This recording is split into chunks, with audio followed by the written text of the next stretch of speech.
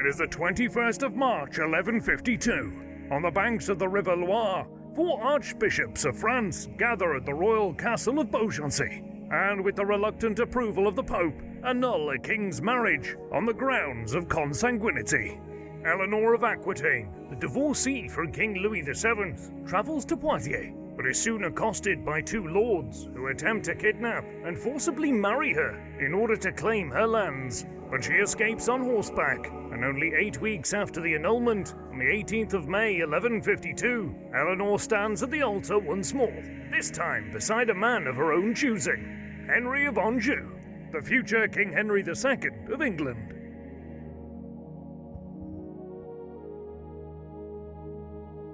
The woman known to history as Eleanor of Aquitaine was born in or around 1122 AD in the western French city of Poitiers.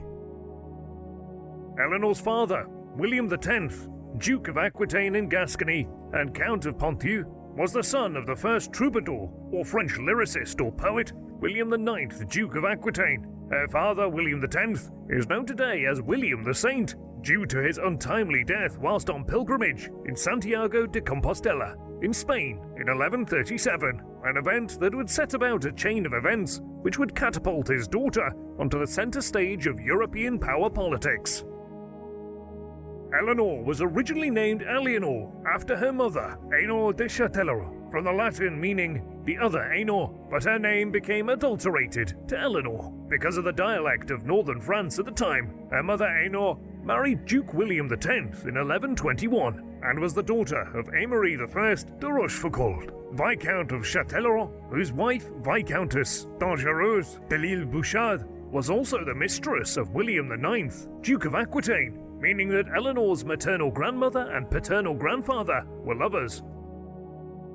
Her grandfather, William IX, Duke of Aquitaine, was somewhat of a romantic. As a troubadour or medieval French poet, he would have composed ballads or songs that portrayed an idealized view of womanhood, which are among the earliest romantic artistic works in existence, and they would influence the lives of many of William's descendants. But his romantic nature was perhaps best exemplified by his kidnapping of his supposedly willing victim, Viscountess Dangereuse, and his installation of her in the Morbihan tower of his castle in Poitiers. Much to his wife's consternation, he is even said to have painted an image of her on his shield. And so Eleanor was born into a family dominated by position, intrigue, sex and power, and as the Duchess of Aquitaine, she would have been probably the most eligible bride in Europe. It is also true that she would have enjoyed a life of luxury and refinement, given her father's wealth and status, meaning that she would have been given the best education money can buy, from the finest scholars, clergymen and tutors France had to offer. Accounts claim that Eleanor's father ensured she was afforded lessons in a myriad of subjects and disciplines, including mathematics, astronomy, Latin, as well as history and literature, whilst also learning what, at the time, were considered more feminine skills: housekeeping and needlework, sewing, spinning and weaving. As well as this, she was also taught to play backgammon, checkers and chess. She also danced and played musical instruments, such as the harp, and it is also said of her that she was extremely confident, intelligent, and willful. Despite possessing these qualities, Eleanor's life, as was common for daughters of noblemen, was destined to be shaped by marriage and motherhood, and as she was the eldest of her parents' 3 children, the others being her brother William and her younger sister Petronilla, Eleanor's future would have been determined from an early age and would have entailed a marriage into a high-ranking noble family.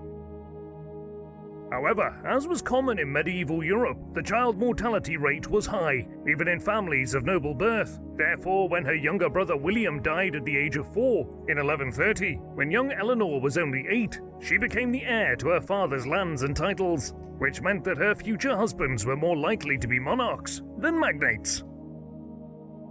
As her mother had died in the same year as her brother in 1130, the prospect of her aging father marrying or producing another heir was made even less likely. And so when Duke William finally died in 1137, in accordance with her father's wishes, Eleanor was placed under the protection of the King of France, Louis VI, who acted as her guardian. Although Louis was a noted monarch, the French crown at this time was not nearly as powerful as it would become in the late medieval era, largely because of the sheer power and autonomy of the various dukedoms, such as Burgundy, Normandy, and Aquitaine, that rivaled the French kingdom itself.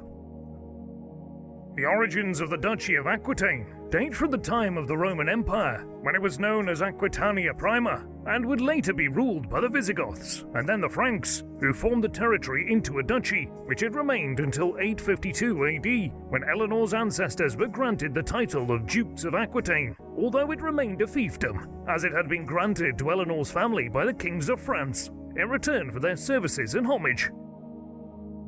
The Duchy of Aquitaine at its greatest extent consisted of the southwest quarter of modern-day France, making it the largest and arguably the richest of the French dukedoms, essentially meaning that whoever controlled it would hold the balance of power in northwestern Europe, and it was this colossal and priceless inheritance that was given to Eleanor in 1137, effectively making her, at the tender age of 15, the most sought-after and desirable woman in Europe. King Louis VI, who now had Eleanor under his protection, devised a plan to marry the young heiress to his son Louis the Younger, the future Louis VII.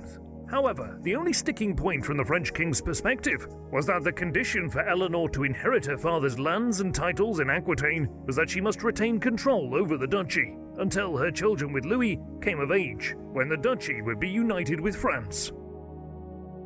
Prince Louis himself had not always been the heir to the French throne, as his older brother Philip had died in 1131, when his horse tripped over a black pig that darted out of a dung heap in Paris, resulting in the 15-year-old prince being thrown violently over the horse's head and onto the ground, where he received crippling and ultimately fatal injuries on impact, as he passed away a day later.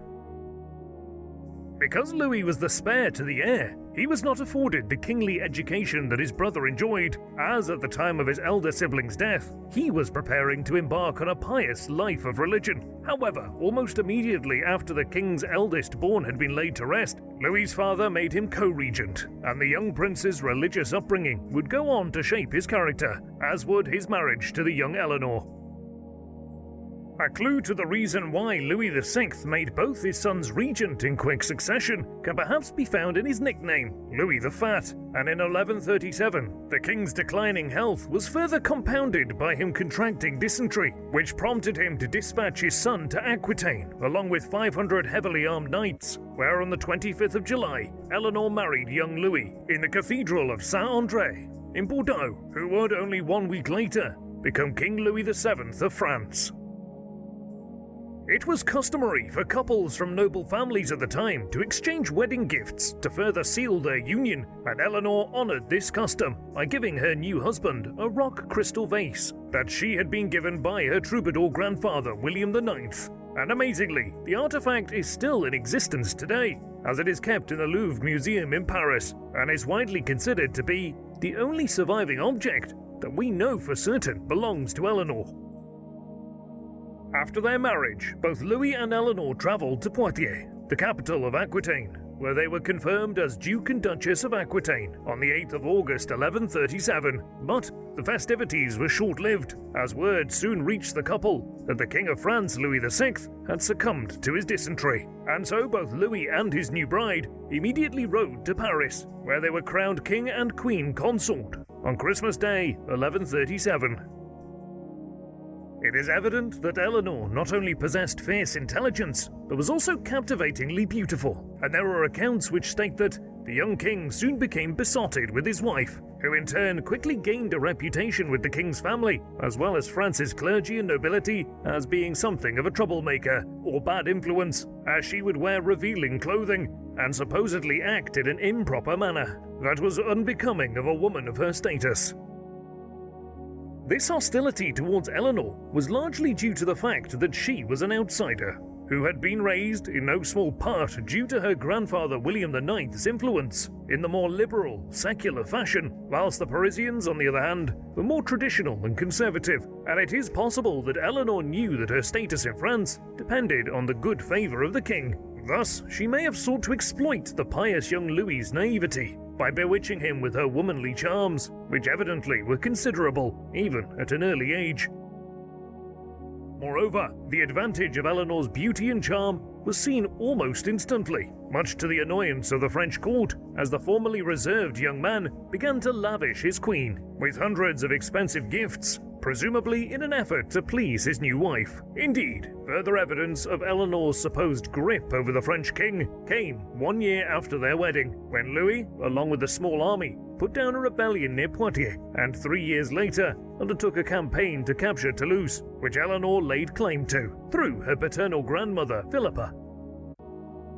Although there is no evidence to suggest that Louis undertook these campaigns at his wife's insistence, it is certain that any campaign in Aquitaine or Toulouse would at the very least have concerned her. And what we also know for certain is that Eleanor's arrival at the French court did cause some intrigue, as her sister, the 15-year-old Petronilla, who had relocated to Paris with Eleanor, began an affair with the 50-year-old cousin of the king, Raoul I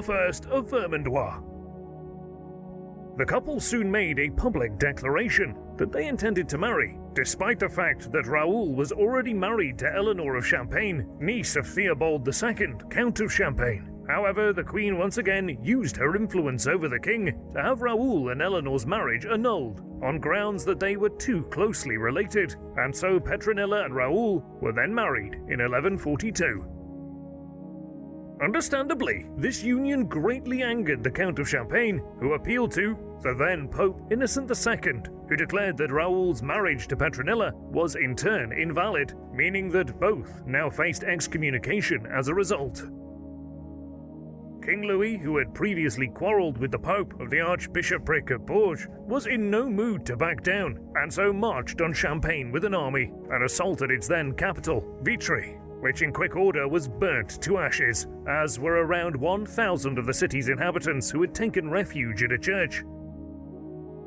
Louis was greatly affected by the agonizing deaths of so many civilians, and according to accounts, pleaded to undertake a pilgrimage to the Holy Land to atone for his sins, but despite the king's apparent sorrow, the war against Champagne would go on for 2 more years, until peace was finally agreed with the assistance of the French abbot, Bernard of Clairvaux, who, in a private meeting with Eleanor, promised that God would grant her children if she ceased to be a negative influence over her husband.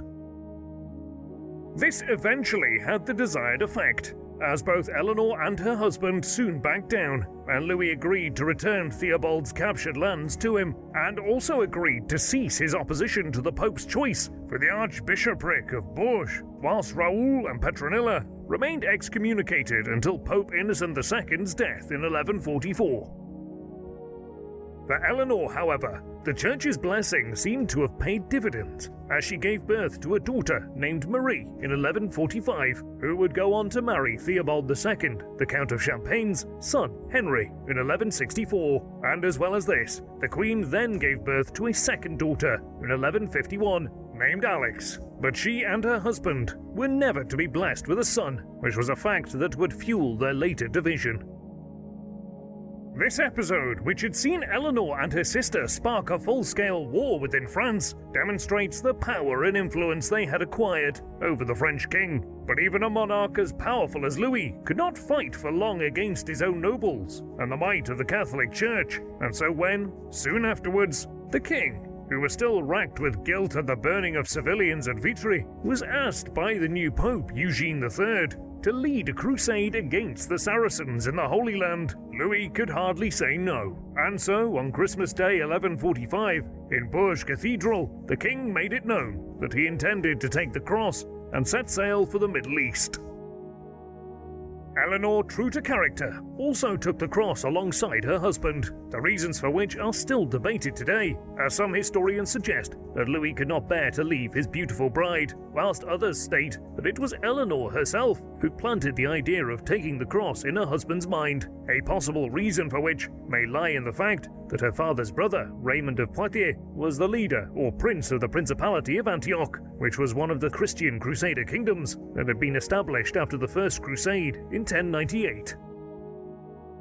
Another possible reason that Louis allowed Eleanor to accompany him on crusade could be that her doing so ensured the backing of the Duchy of Aquitaine, as Eleanor's subordinate magnates provided troops for the campaign, whilst her presence would have inevitably meant that the French king also received financial backing from his wife's duchy.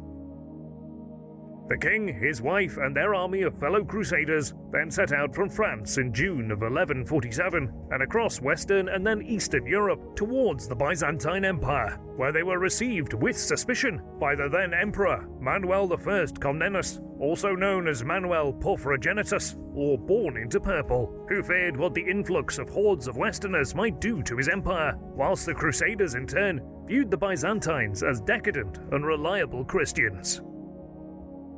Despite this hostility, Eleanor herself seemed to have made a considerable impression on the Byzantines, who were clearly not used to being confronted with a woman of the French queen's power and confidence, as they later portrayed her in accounts as a warrior queen who rode horses in the male fashion at the head of her crusader army. This interest in the French queen seems to have also been reciprocated, and so the Crusaders stayed for over a fortnight in the Byzantine capital of Constantinople, but then received a message that Conrad III of Germany had secured a great victory against the Turks, and not wanting to miss out on the glory, Louis and his queen then followed, but upon entering Anatolia, found that the message informing them of Conrad's victory was false, and that the German king had actually been defeated by the Seljuk Turks.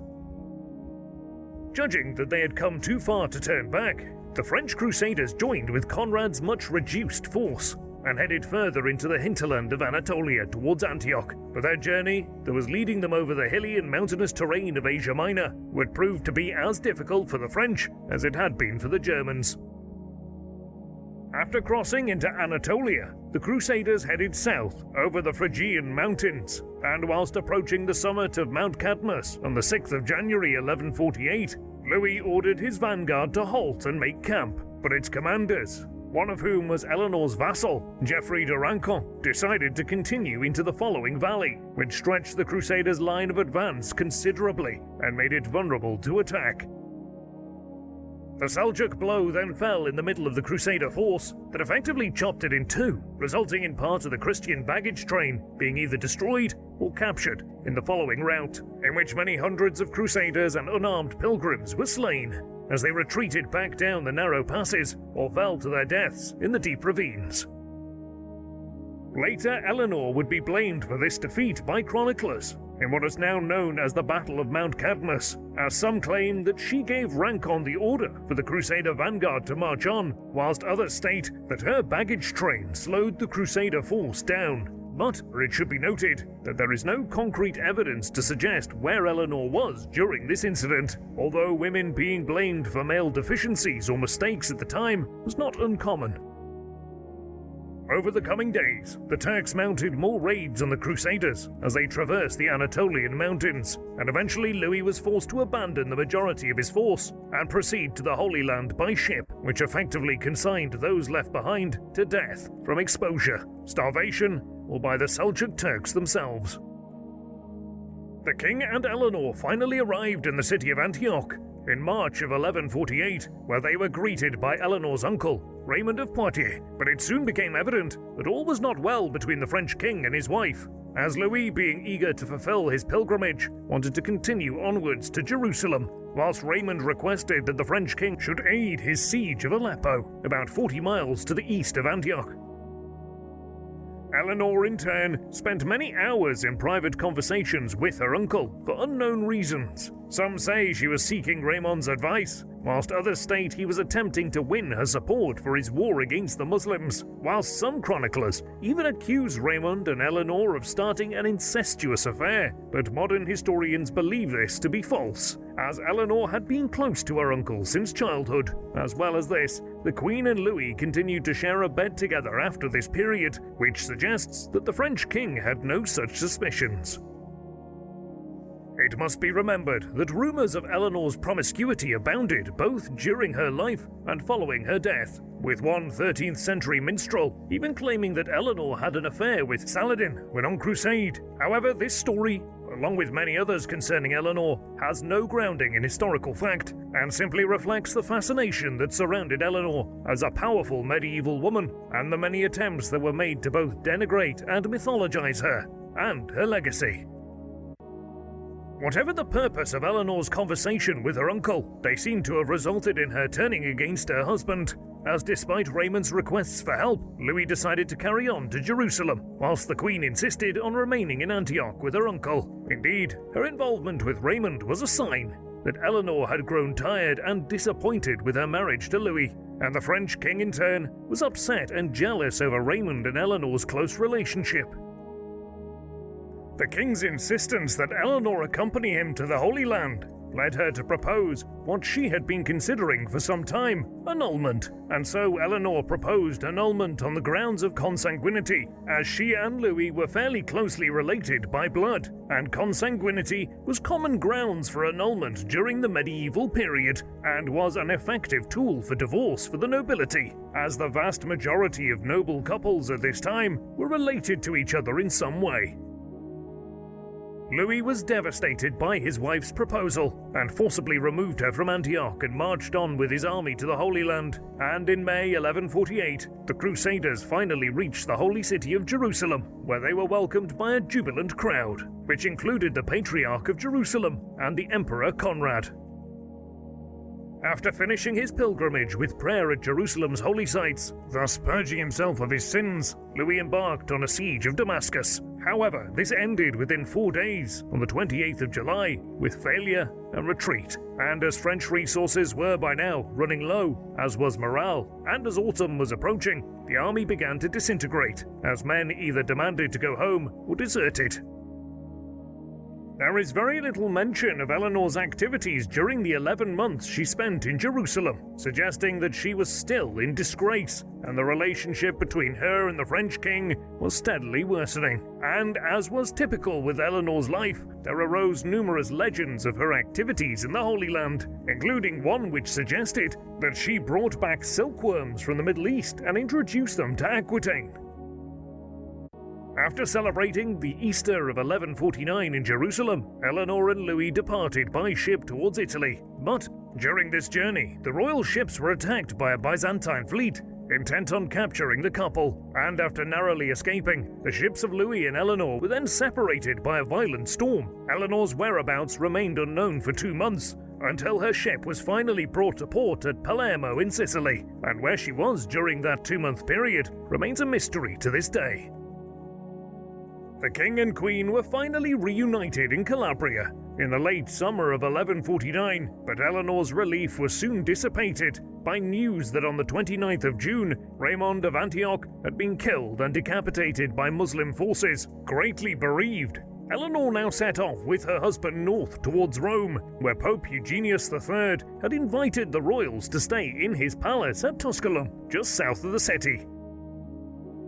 Both Louis and Eleanor separately confided in the Pope about their marital problems during their visit, but Eugenius adamantly refused to consider an annulment. Rather, he blessed the marriage and commanded that it should not be dissolved under any pretext whatever, even encouraging the couple to sleep in the same bed when residing with him. On November the 11th, Louis and Eleanor at last returned to Paris after an absence of over 2 years, and although they were received by demonstrations of joy, there was underlying discontent pervading France at the ignominious failure of the crusade, with the blame being laid primarily at Louis and especially Eleanor's door, heightening the discontent with Eleanor of Aquitaine among the French elite.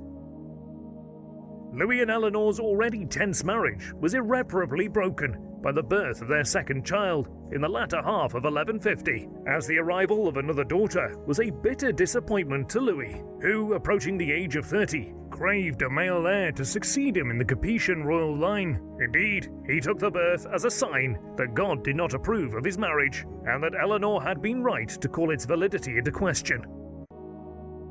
This view was shared by the barons of France, who encouraged Louis to divorce Eleanor and marry someone less controversial and powerful who could deliver him sons. And so, finally recognizing that the marriage was doomed, Louis agreed to initiate proceedings of an annulment in late 1151. And on the 21st of March 1152, 4 archbishops of France gathered at the royal castle of Beaugency on the Loire River, and with the reluctant approval of the Pope, annulled Eleanor's marriage on the grounds of consanguinity. The divorce had immense consequences, not just for Eleanor, but for the future of the European balance of power, as by renouncing his marriage, the King of France had also renounced more than half of his domains, and this would lead to a disastrous disturbance of the balance of power in France, precipitating 300 years of conflict with England. Following her divorce, Eleanor had instantly become the most coveted and sought-after woman in Western Europe, so much so that as she made her way back to Poitiers, she twice avoided abduction from would-be suitors. But nevertheless, Eleanor already knew who she was to marry. Indeed, it was likely she knew well before her divorce from Louis, as only 8 weeks after the annulment, Eleanor was again standing at the altar, this time beside Henry of Anjou, the future King Henry II of England. Eleanor first met Henry in Paris in 1151, and though she was 11 years his senior, they were attracted to one another, and, perhaps more importantly, both Eleanor and Henry would receive immense political gains from the marriage, as at this time, Henry's lands included the northern French provinces of Anjou and Normandy, and after the crafting of an agreement with King Stephen of England in late 1153, whom he had been fighting for the English crown, Henry, who was the grandson of King Henry I, would be heir to the throne of England. As well as this, Henry's personal courage, political talents, and immense power resonated with Eleanor's ambition for influence. After arriving in Poitiers, Eleanor sent envoys to Henry requesting marriage, then summoned the chief vassals of her lands to renew their allegiance to her and to approve her choice of husband. And so, on the 18th of May 1152, Eleanor and Henry were married in the Cathedral of Saint-Pierre in Poitiers, much to the fury of Louis VII, who already regarded Henry as his foremost enemy. With his holding of Normandy and attempts to gain the English throne, and the addition of Eleanor's considerable provinces, which more than doubled Henry's holdings in France, left Louis extremely vulnerable on the continent. The speed with which Eleanor remarried and the fact that Henry was Louis's arch-rival left the French king greatly stung by Eleanor's actions. Nevertheless, Eleanor did not simply want to see Henry's lands and power increase at Louis's expense. Rather, as an ambitious woman, she wished to expand her own power and influence, and by siding with Henry, Eleanor believed she had put herself in the best situation to wield control over a larger swathe of Western Europe. Little is known about the state of the marriage before 1173, but it is likely that what was to become one of the most turbulent royal marriages in history began well, as Eleanor and Henry had plenty in common, such as their forceful, ambitious personalities and high levels of energy and intelligence. Nevertheless, Henry was determined to be the dominant partner and expected Eleanor to be submissive to his will, even if she was allowed a certain degree of autonomy over the ruling of her own lands. She was not to interfere in political affairs of state. Over the course of their marriage, Eleanor bore 8 children, 5 sons, William, Henry, Richard, Geoffrey, and John. However, William died at the age of 3, whilst Richard, who would come to be known as the Lionheart, and John would both inherit the English crown. The daughters were named Matilda, Eleanor, and Joan, and they would go on to marry some of the most powerful men in Europe, including Henry the Lion, Duke of Saxony and Bavaria, Alfonso VIII, King of Castile, and William II, King of Sicily. And so Eleanor's unofficial title as the first grandmother of Europe is therefore well deserved. In January 1153, after he and Eleanor had completed a tour of Aquitaine, Henry set sail for England at the head of an invasion force, intent on bringing King Stephen to submission and seizing the English crown. And after months of successful skirmishing, during which Henry took many English towns and castles and cemented a reputation for bravery and military skill, many English barons and bishops urged the leaders to negotiate. And after the death of his eldest son Eustace on the 17th of August, King Stephen agreed, and in a November peace conference, he accepted Henry's hereditary right to the throne and agreed to recognize him as his heir, whilst in return, Henry conceded that Stephen would rule England until his death. Henry did not have long to wait, as on the 25th of October 1154, King Stephen died, and on the 7th of December, Henry and Eleanor set sail for England to take possession of their new kingdom, being crowned on the 19th of that month, after being received by a jubilant London crowd, who hailed the new royal couple as peacemakers, come to restore order, after the many disturbances and wars that had characterized the reign of King Stephen. And so began the reign of the first Plantagenet King and Queen of England, whose house would rule England for the next 330 years. Though Henry rapidly established his authority over England, implementing legal reforms and consolidating his power, he found his continental holdings much more difficult to govern, particularly Aquitaine, whose nobles were hostile to outsiders, and the region remained in a state of almost constant revolt against Henry, and recognized only Eleanor as possessing dominion over the province, meaning that the Queen was able to exercise strong personal management of her hereditary lands.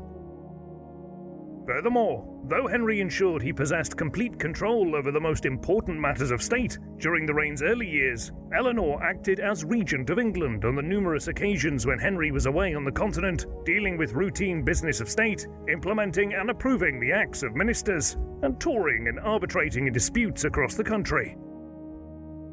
As queen, and as a pious woman, Eleanor was a great benefactor of religious institutions, funding the building and restoration of churches, abbeys and cathedrals in Poitou and Aquitaine, as well as the Abbey of Fontevraud, which benefited most from Eleanor's patronage, as under her influence the religious order of the Abbey, based on the border between Poitou and Aquitaine, grew in influence and prestige, and it was here that Eleanor spent her final years and was buried alongside Henry.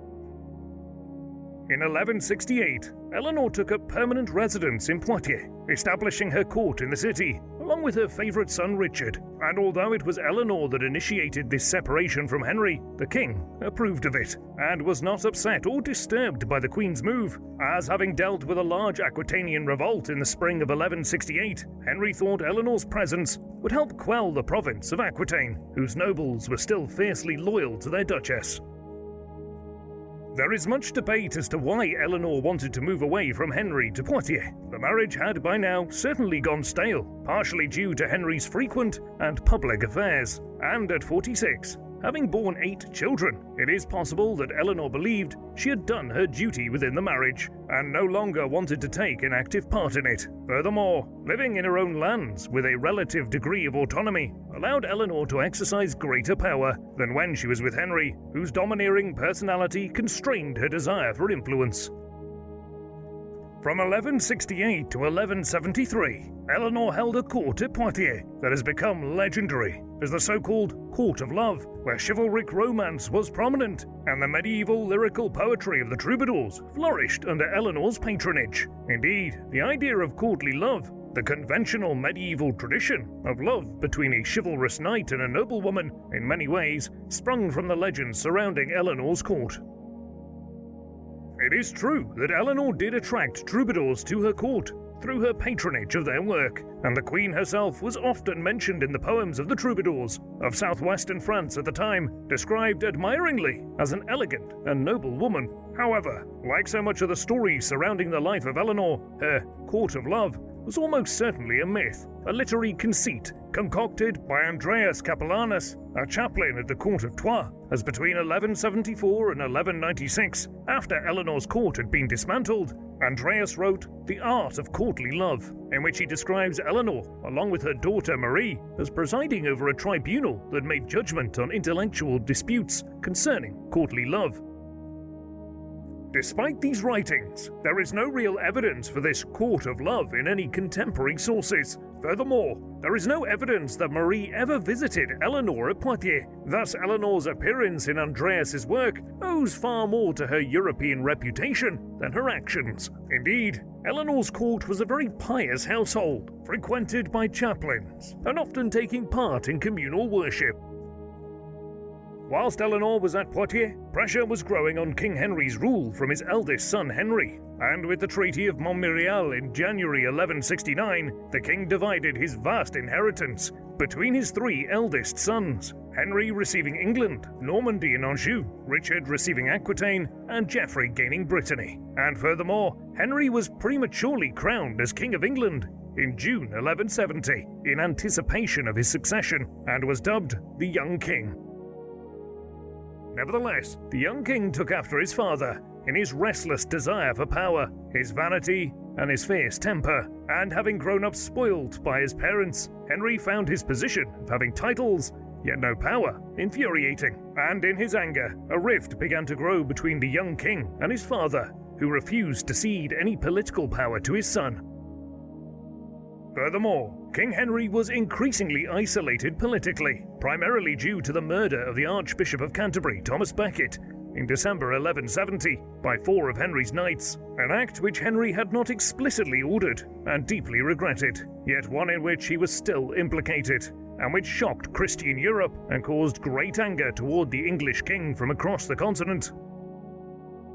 Becket's murder was another factor which drove Eleanor and Henry further apart, as she was angry at Henry for the incident, and after living separately for 5 years, in 1173, Eleanor was firmly on the side of her sons, and as the split between her husband and her offspring, who were demanding autonomy over their promised lands, grew. Indeed, Eleanor did not just oppose the king for her son's sake, as she had substantial control over her children, and knew that the more power they gained, the more political influence she herself would gain.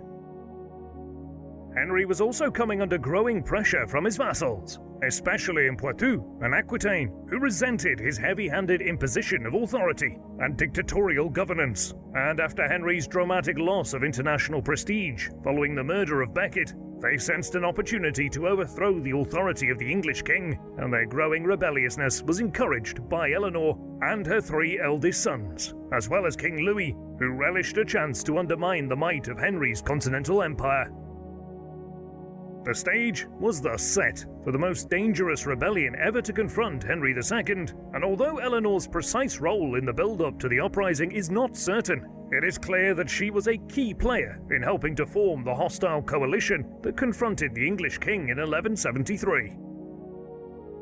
In March of the same year, the young king escaped from his father and fled to Paris, where he and King Louis pledged to assist each other against their common enemy, and so many of Henry II's vassals declared their support for the young king, and Eleanor soon sent his younger brothers, Richard and Geoffrey, to Paris to join him in revolt, whilst encouraging the lords of her southern lands to rise up in support of the rebellion. Fearing for her safety in Poitiers, Eleanor left for Paris, sometime between the end of March and the beginning of May 1173, but on her journey, the Queen was captured by men in Henry's pay and sent to his castle in Rouen. As for the king, this was an extremely bitter betrayal, and he had Eleanor confined as his prisoner. Contemporary chroniclers were unanimous in condemning Eleanor's treachery, as her actions violated every medieval concept of the duties and loyalties of a wife. Indeed, whilst sons rebelling against fathers were fairly common in this period, it was virtually unheard of for a queen to rebel against her husband. The rebellion of 1173 to 1174 saw little open warfare. However, many castles were besieged and lands ravaged, as Henry's sons and the King of France used scorched earth tactics to decimate swathes of the King of England's territory. Nevertheless, despite the power of their coalition, the young king and Louis were unable to effectively organize the divided rebel groups into a cohesive force. But Henry did retain the support of the church, as well as the vast majority of the English, who feared invasion and instability above all, and gave Henry considerable financial and military support. The summer of 1173 saw Henry fight tirelessly across his lands to suppress the rebellion, and after a winter lull, the spring of 1174 saw fighting break out again in force. But then, the rebels' lack of unity and Henry's ceaseless energy saw the revolt begin to erode, a key moment coming when the invasion of England by William the Lion, King of the Scots, was repulsed, and the king captured by Henry's troops, led by Ranulph de Ganville, in the summer of 1174, leading to the English rebels suing for peace that July, and William acknowledging Henry as his feudal overlord.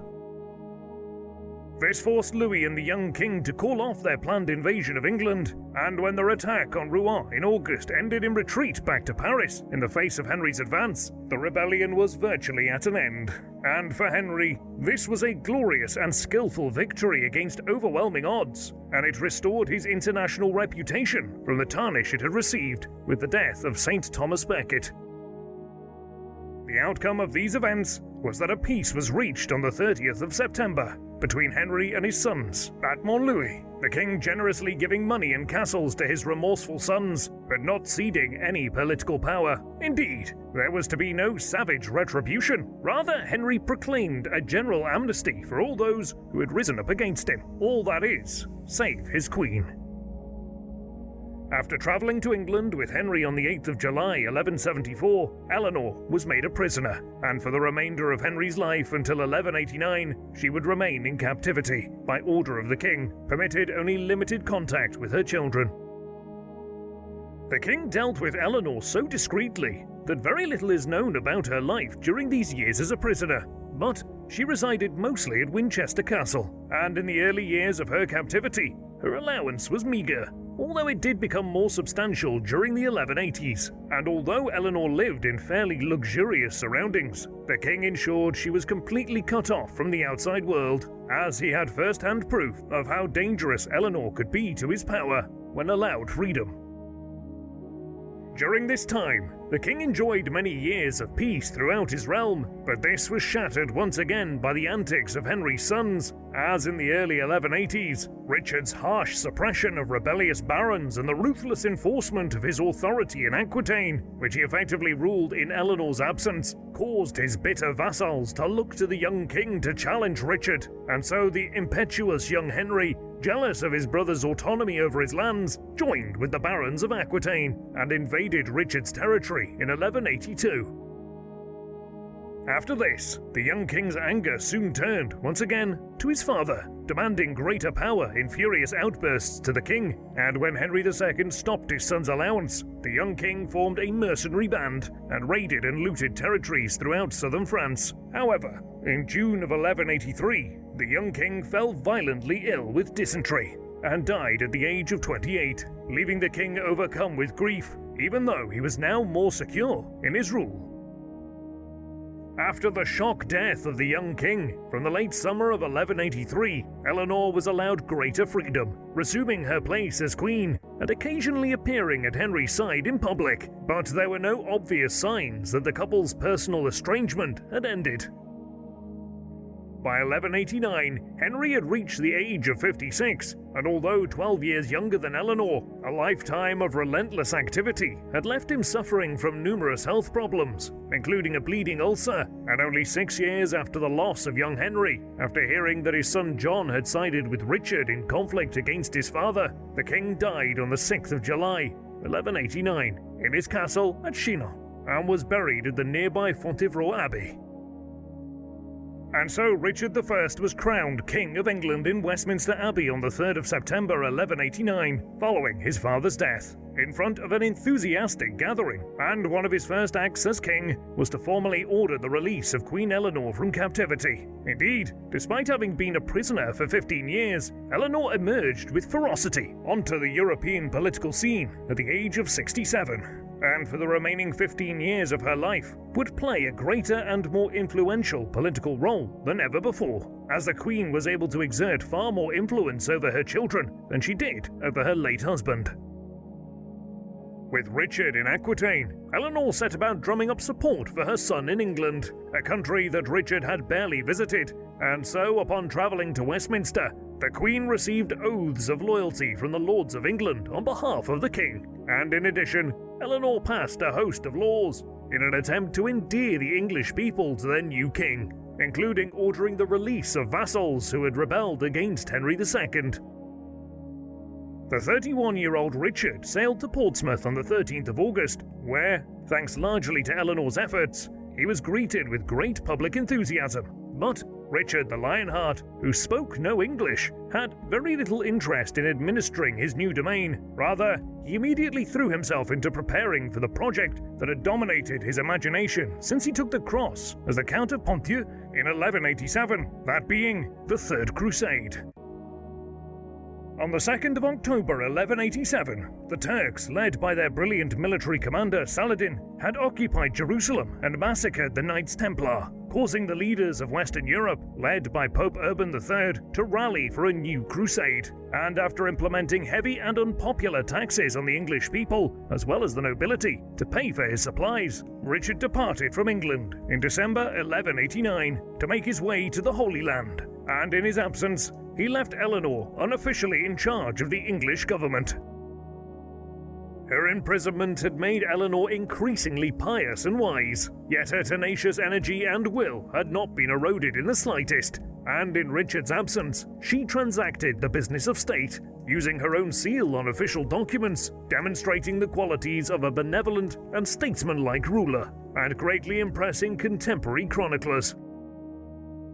Eleanor also had to deal with the intrigues of Richard's younger brother John, who, furious at Richard's intention to name his 4-year-old nephew Arthur of Brittany as his heir, travelled up and down England in an attempt to gain support amongst the English. In addition, Philip II of France had left the crusade due to illness, and upon his return to France in 1191, Eleanor realized that the king presented another threat to Richard's authority in Europe, and after John and Philip formed an alliance in early 1191, the Queen spent considerable time and energy thwarting the intrigues of the two princes during Richard's absence.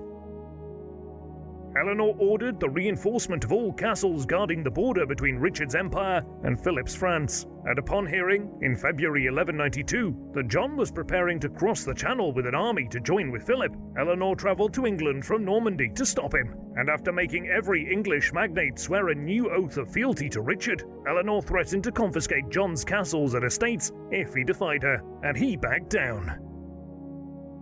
However, as the Crusaders began arriving home in the winter of 1192, having won victories but failed to recapture Jerusalem, there was no sign of Richard. Then in January 1193, Eleanor received a letter from the Holy Roman Emperor, Henry VI, stating that Richard had been captured by the Emperor's cousin, Duke Leopold of Austria, whom he had offended whilst on crusade.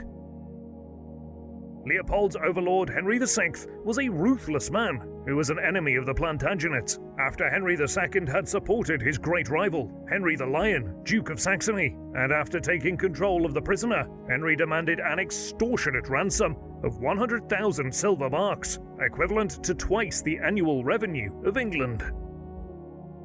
With her customary vigour, Eleanor set to work raising the king's ransom whilst keeping the kingdom united, as news of Richard's capture threatened political chaos. This included reinforcing oaths of fealty and again blocking John's attempts to claim the throne. Though England was already financially exhausted after the crusade, Eleanor imposed a levy, demanding a quarter of every person's annual income, as well as extracting wealth from churches and abbeys, rich or poor. Every member of the kingdom was made to contribute to Richard's ransom, nor were these efforts limited to England, as Eleanor sent officers to Anjou and Aquitaine to collect ransom money. Indeed, a considerable percentage of the sum was raised abroad. With the money raised, Eleanor herself set out for Germany in December 1193 and was received on the 2nd of February 1194 by the Emperor at his court in Mainz. But Henry VI announced that Philip and John had offered him an even greater ransom sum to hand Richard over to the King of France, and it was only after 48 hours of negotiations that Eleanor and Richard's German allies persuaded the Emperor to release the king, who departed with Eleanor back to England on the 4th of February. With the triumphant return of the Crusader king to England on the 12th of March 1194, all rebellious support for John was crushed, and Richard quickly re-established his authority, forgiving his troublesome younger brother, whom he did not regard as a serious threat. Indeed, John was utterly obedient to his brother for the remainder of his reign.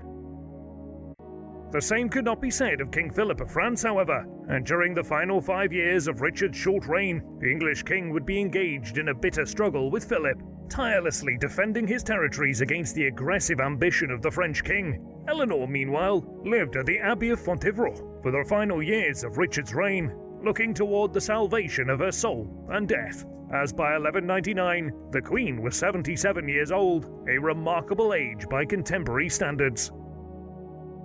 Richard's warring with Philip was brought to an end on the 13th of January 1199, when a 5-year truce was concluded, with the Lionheart not ceding any of his territory to Philip, and Richard's reign would end less than 3 months later, when he was struck by an arrow whilst besieging the castle of a rebellious Aquitanian vassal, and he died of his wound on the 6th of April at the age of 41, declaring John as his heir. Moreover, Eleanor was at the bedside of her beloved son when he perished, and she saw to it that he was buried at the Abbey at Fontevraud, at the feet of his father's tomb.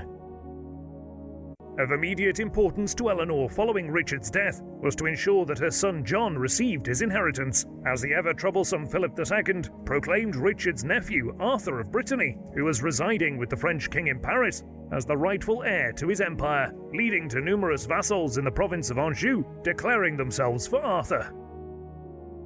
The Queen responded by ordering the devastation of the lands of any vassal disloyal to her son, and Arthur's support in Anjou was soon quashed. Furthermore, Eleanor embarked on a tour of her southern lands to consolidate support for John in Aquitaine and Poitou. Indeed, when John was crowned as King of England in May 1199, his continental holdings were secure, thanks largely to the energy of his mother. In late 1199, Philip concluded a truce with John, recognizing the English king as Richard's heir and providing for the marriage of Philip's heir to one of John's Castilian nieces, the daughters of his sister, Eleanor of England, and it was decided that Queen Eleanor should travel to Castile to select one of the princesses and convey them back to France. An extremely strenuous journey for a woman of 77, yet Eleanor welcomed the opportunity to see her daughter for the first time in 30 years.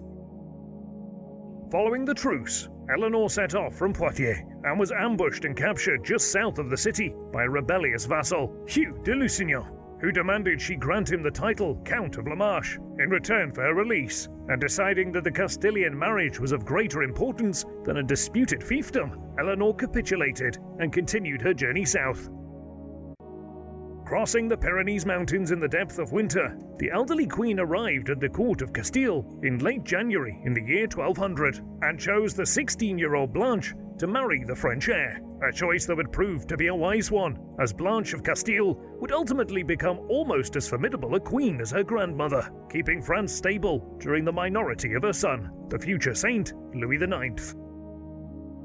An exhausted Eleanor arrived back in southern France in April, having spent 2 months at the Castilian court, and retired to the Fontevraud Abbey, where during the summer of 1202, Eleanor's final impactful actions on the European political stage would become apparent, as war again broke out between John and Philip, and the Queen immediately declared her support for John, outraged at Arthur of Brittany's invasion of Poitou, to claim the province for himself, with Philip's support.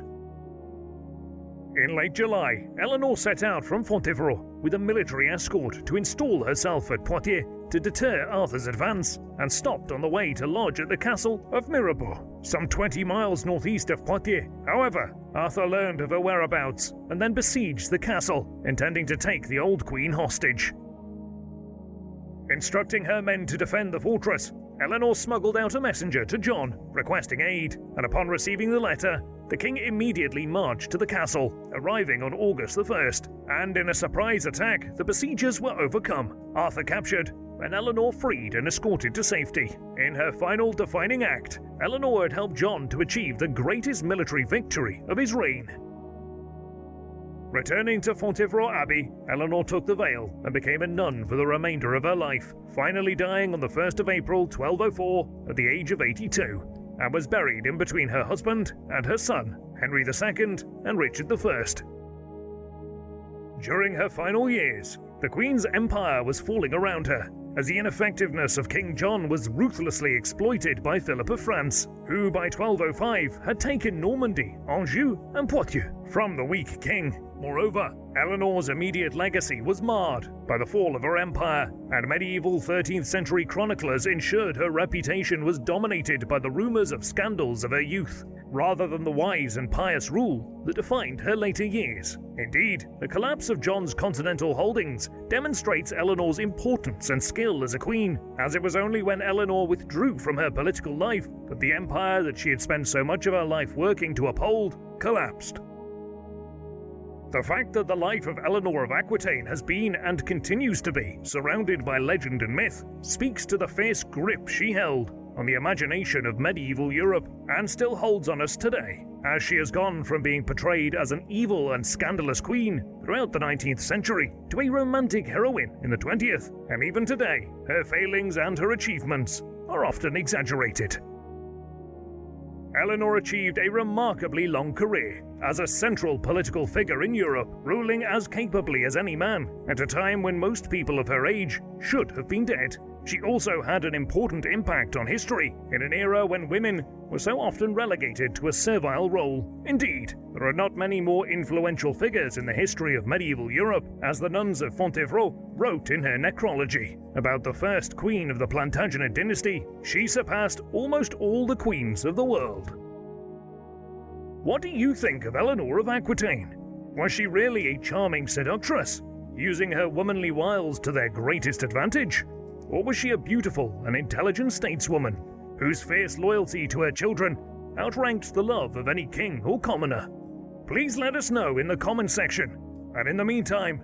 thank you very much for watching.